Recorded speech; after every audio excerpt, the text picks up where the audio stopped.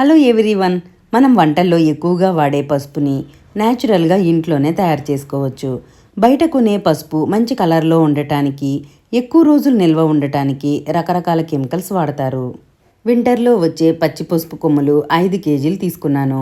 వీటిని నీటిలో బాగా కడగాలి. పచ్చి పసుపు కొమ్ములతో చేసిన కస్తూరి పసుపు వీడియో మన ఛానల్లో ఉంది, తప్పకుండా చూడండి. పైన ఉన్న మట్టి అంతా పోయి నీళ్లు ఇలా తెల్లగా వచ్చేలా 4-5 సార్లు కడగాలి. వీటిని ఒక క్లాత్ పైన వేసుకొని తడి లేకుండా ఆరనివ్వాలి. తడి లేకుండా పూర్తిగా ఆరిన తర్వాత వీటిని సన్నగా కట్ చేసుకోవాలి. ఇలా కట్ చేసుకున్న వీటిని ఎండ బాగా వచ్చే ప్లేస్లో పెట్టుకోవాలి. 4-5 రోజులు ఎండనివ్వండి.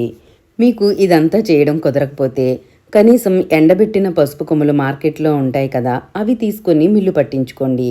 అంతేకాని ప్యాకెట్స్లో ఉండే పసుపు మాత్రం తీసుకోకండి. అలాంటి పసుపు వల్ల మంచి కంటే చెడే ఎక్కువ జరుగుతుంది.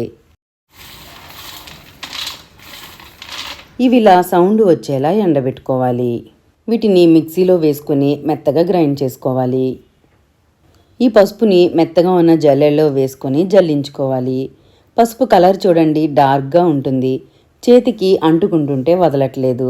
మిక్సీలో ఆడిన పసుపుని ప్లేట్లో వేసుకొని గాలికి 2-3 గంటలు ఆరనివ్వాలి.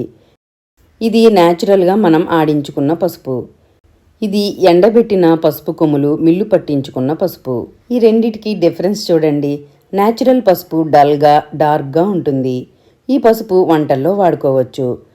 ఇప్పుడు దీనిని గాజు సీసాలో వేసుకొని స్టోర్ చేసుకోవచ్చు. ఒక్కసారి చేసి పెట్టుకుంటే సంవత్సరం పాటు పాడవకుండా ఉంటుంది.